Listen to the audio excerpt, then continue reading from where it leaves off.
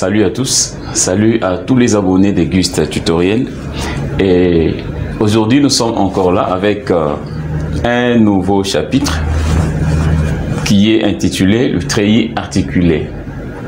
Toujours votre formateur Gustave Siani qui vous accompagne chaque fois dans le programme des Gust Tutoriel. Et je crois que nous avons commencé notre cours de résistance des matériaux. On a fait le premier chapitre, le deuxième, troisième et aujourd'hui nous sommes au quatrième chapitre, le treillis articulé. C'est quoi un treillis articulé? Alors, partons avec le premier point, c'est la définition. C'est quoi un treillis articulé? La théorie me dit ceci. On appelle treillis articulé un ensemble de barres articulées entre elles de manière à ce que chacune des barres ne soit sollicitée qu'en traction ou en compression. Donc vous avez un treillis qui est articulé. Bien sûr, les nœuds de treillis est composé des articulations. Et on nous dit encore du fait que les nœuds sont des articulations, toutes les barres doivent travailler en traction et en compression. Donc, il n'y a pas de flexion à l'intérieur de barres de treillis. Alors, comment est-ce que ça va se composer? On peut regarder la figure qui sera... Là, on était dans la définition. Cette figure qui montre un treillis articulé. Nous avons par exemple ça. Voilà. Voilà. Ça c'est un treillis. Faisons ça par exemple. C'est un treillis à 3 dimensions. Le treillis à 3 dimensions. Si vous regardez bien, vous avez l'axe des X, l'axe des Y et le Z. Nous sommes là. Y, là c'est Z, là c'est X. Alors, le croisement de chaque barre, le croisement de 2 ou plusieurs barres, c'est ce que nous avons appelé les nœuds. Les nœuds. Et dans le treillis articulé, tous les nœuds sont des articulations, sont supposés articulations. Donc, il n'y a pas de moment dans ces nœuds-là. Alors, ici, nous aurons un nœud. Ça, c'est un nœud. Nous avons un nœud. Donc, le croisement, en fait, de 2 ou plusieurs barres, nous aurons des articulations comme ça. Et là, je mets ça. Je fais encore ça. Là, nous avons un treillis spatial. Et en dehors de ça, tout comme là, je peux laisser. Et j'applique une force P dans les nœuds du dessus là. P, P. Voilà. Ça, c'est un treillis à 3 dimensions. Nous avons un treillis à 3 dimensions. On nous dit, lorsque toute la géométrie est dans un plan et que les efforts appliqués sont dans ces plans, et en ces moments-là, le treillis devient un treillis plan. Donc ici, nous avons 3 dimensions. Nous avons la dimension en X, en Y et en Z. Et ce treillis est appelé un treillis spatial. C'est un treillis spatial parce que le treillis est représenté en 3 dimensions.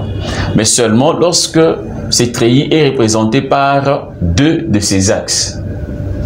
Donc nous serons dans les plans et le treillis sera appelé un treillis plan.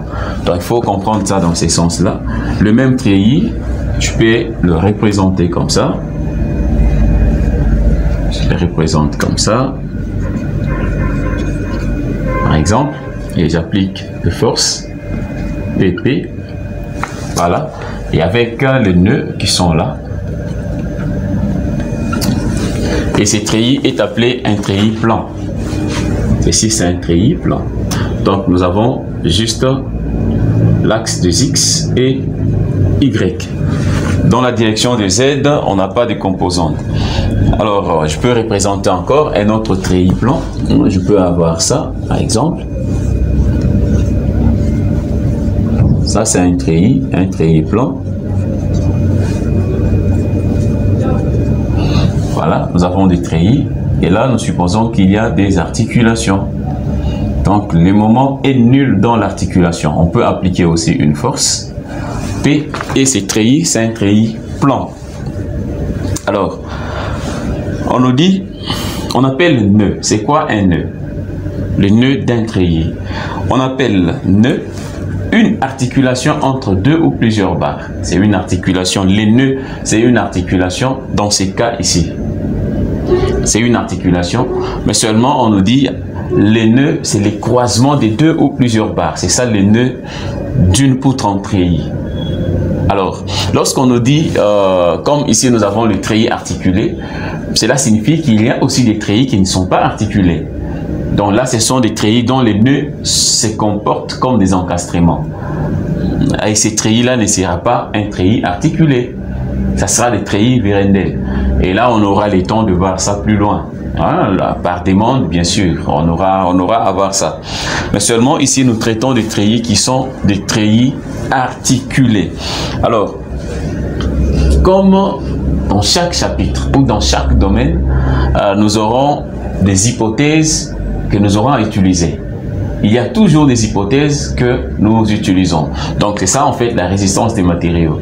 Il y a toujours des hypothèses que nous utilisons pour résoudre certains problèmes. Et pour les cas du treillis articulé, nous avons quelques hypothèses que nous allons poser. Des hypothèses qui sont, bien sûr, exactes. Hein? Exactes, pas des suppositions. Des hypothèses qui sont quand même exactes et démontrables. Voilà. Le premier, on nous dit le poids de barre doit être négligé dans les calculs. Lorsque nous faisons les calculs, le treillis, nous voulons calculer, je ne sais pas, les efforts dans le bar. Au préalable, le poids de chaque barre doit être négligeable. On doit négliger le poids de chaque barre. Ça, c'est un. On doit prendre ça en compte. Et des deux, on nous dit les sollicitations extérieures doivent être de forces qui sont appliquées dans les nœuds. Hypothèse. Toutes les forces qui seront appliquées sur notre treillis articulé seront des forces appliquées dans les nœuds. Là, on doit respecter aussi. Donc, si vous regardez comme les cas ici, nous avons un nœud, nous avons une force, un nœud, nous avons une force. On n'a pas besoin de charges qui sont appliquées sur des nœuds comme ça. Non, non. Non. Ici, on n'a pas ces cas ici. On doit s'arranger. Lorsque vous voulez faire les calculs d'un treillis articulé, ou soit faire de sorte que votre structure travaille comme un treillis articulé, il faut faire de sorte que le principe soit respecté. Le principe, comme deuxième principe, c'est que chaque charge doit être appliquée dans les nœuds. Là, c'est OK. Parce qu'ici, le principe, c'est que le bar de treillis articulé, ce sont des barres qui travaillent si pas à la traction, à la compression. Deux sollicitations tout simplement. Donc à la traction et à la compression, pas à la flexion. Une barre d'un treillis articulé ne peut pas travailler à la flexion. Alors lorsque on se met en tête que la barre d'un treillis doit travailler à la traction ou à la compression, c'est ainsi que nous allons donner des hypothèses, certaines conditions pour que cette barre ne travaille pas à la flexion. Entre autres, j'ai remarqué que si j'applique une force perpendiculaire à cette barre, automatiquement, cet élément aura tendance à travailler à la flexion. Alors, pour supprimer en fait la flexion de cette barre, et là j'impose l'application de la charge. Cette application doit être dans les nœuds et non sur la barre. Là c'est bien compris. Alors troisième hypothèse, on dit les liaisons avec l'extérieur doivent être des appuis fixes ou des appuis mobiles. Là, c'est OK. On dit dans les calculs de treillis comme ça, avec des poutres en treillis, les appuis que nous allons appliquer, doivent être des appuis fixes. Appui fixe, c'est-à-dire articulation, OK. et aussi des appuis mobiles. Les articulations qui dégagent 2 degrés de liberté et l'appui mobile qui a 1 degré de liberté. Ici, on n'a pas l'encastrement. On n'a pas d'encastrement. Mais seulement, il y aura des cas particuliers où nous aurons par exemple un élément qui est soutenu par un câble. Lorsque un câble est fixé dans l'encastrement, automatiquement, il n'y a pas de moment. Donc, nous refusons les encastrements parce que les encastrements ont la capacité de dégager un moment à l'intérieur. Et alors, du fait que nous refusons les moments dans le treillis articulé, nous allons nous arranger de sorte que les appuis qui vont supporter, qui vont tenir la barre ne soient pas des encastrements. Et j'insiste bien, avec les systèmes de câbles, l'encastrement ne peut pas supporter un moment. Donc, le câble n'est sollicité qu'à la traction ou à la compression, à l'effort normal bien sûr. Alors, nous avons le deuxième numéro, le deuxième point, à part la définition. Nous avons le deuxième point, l'analyse des treillis par la méthode de section. Nous allons essayer de voir de l'analyse de treillis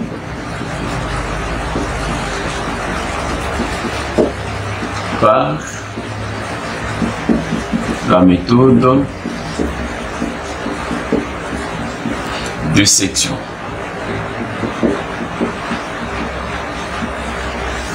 Voilà. Alors, pour calculer le treillis, c'est-à-dire le mettre en équilibre intérieurement, pour calculer les efforts dans le bar, il existe plusieurs méthodes que nous pouvons utiliser. Donc, nous avons la méthode de section. Cette méthode ici, vous avez la méthode des nœuds. Hein, et vous avez la combinaison de 2. En fait, on peut utiliser aussi la méthode, bien sûr, de Ritter, hein, qui consiste à faire des coupures, des treillis, ainsi de suite. Et nous avons aussi, on peut utiliser aussi la méthode de Kuhlmann graphique, hein, qui est la méthode de Cremona, pour déterminer les efforts dans le bar d'un treillis articulé.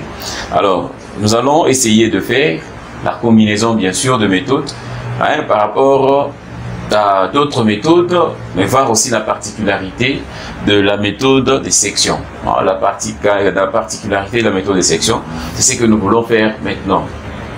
Alors, on nous dit la méthode des nœuds est un outil très pratique lorsqu'il s'agit de déterminer les efforts dans tout le bar de treillis. Cependant, pour déterminer ou vérifier l'effort dans une barre quelconque, une autre méthode, appelée la méthode des sections, est plus avantageuse par rapport à la méthode des nœuds, bien sûr. Parce que vous pouvez avoir un treillis à 30 barres, par exemple, un treillis à 30 barres, et si vous voulez, on vous demande, par exemple, l'effort dans la 25e barre, par exemple. Avec la méthode des nœuds, vous êtes obligé de commencer par le premier nœud, le deuxième, troisième, quatrième, jusqu'à arriver là où il y a la 25e barre. Par contre, avec la méthode des sections, vous pouvez faire une section tout simplement et vous déterminez l'effort dans cette barre. Vous allez voir, vous allez comprendre en fait la différence et l'avantage de la méthode des sections. Donc la différence entre les deux et l'avantage de cette méthode des sections. Je peux illustrer ceci par une figure. Regardez comment ça se passe. Je prends un treillis. Le treillis est comme ça. J'ai les appuis. Et là, j'ai ça. Je prends ceci par exemple. Voilà. Je peux m'arrêter là, pas de problème.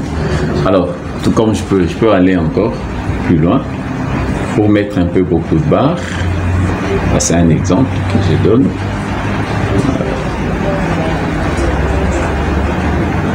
Je fais ça, je fais ça, je fais ça. Voilà.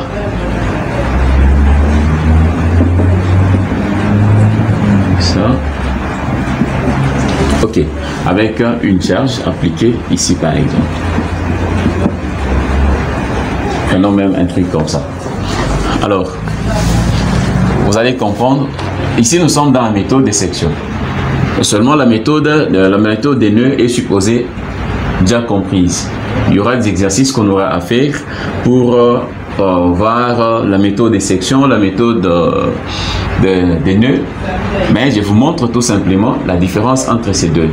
J'ai le premier treillis que je vais traiter par la méthode des nœuds et l'autre treillis que je vais traiter par la méthode de section. Donc c'est le même treillis.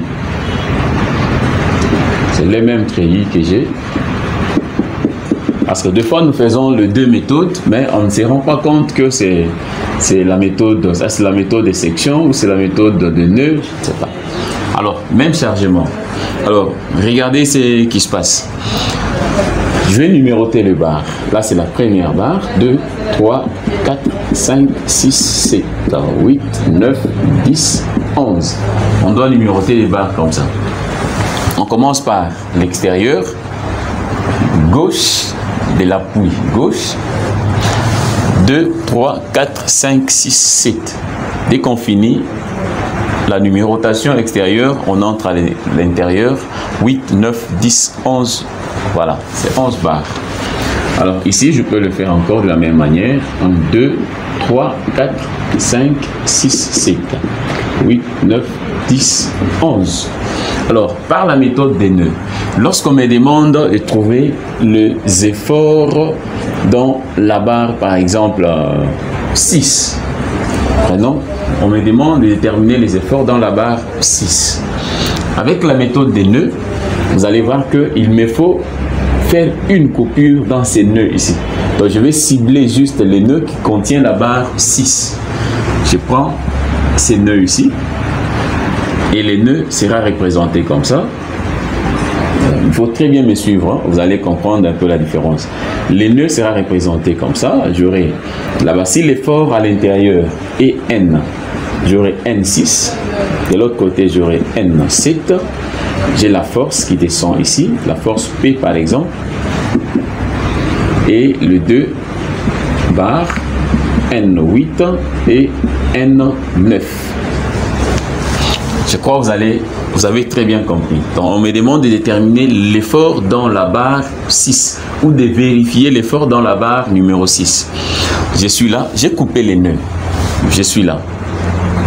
Alors, avec la méthode des nœuds, vous allez comprendre que là où j'ai fait la coupure, j'ai coupé au total 9 barres inconnues, 4. 1, 2, 3, 4. 4 barres inconnues. J'ai coupé 4 barres inconnues. Mais avec les deux équations d'équilibre, parce que nous avons les 3 équations d'équilibre, la somme des moments de force en X, somme de force en Y et la somme de moments, nous en avons 3. Mais avec le treillis ici, vous allez comprendre que les nœuds ne dégagent que deux équations, somme en X, somme en Y, pas somme de moments. Ici. Alors, nous avons 2 équations seulement. Mais avec ces 2 équations, vous allez remarquer que nous aurons 4 inconnus. Donc, nous avons 2 équations à 4 inconnus. Ce qui fait qu'il y aura incompatibilité à l'intérieur. Il y aura incompatibilité. Donc, vous allez comprendre ici, pour résoudre ces systèmes, ça sera un peu très difficile pour déterminer l'effort dans la barre numéro 6.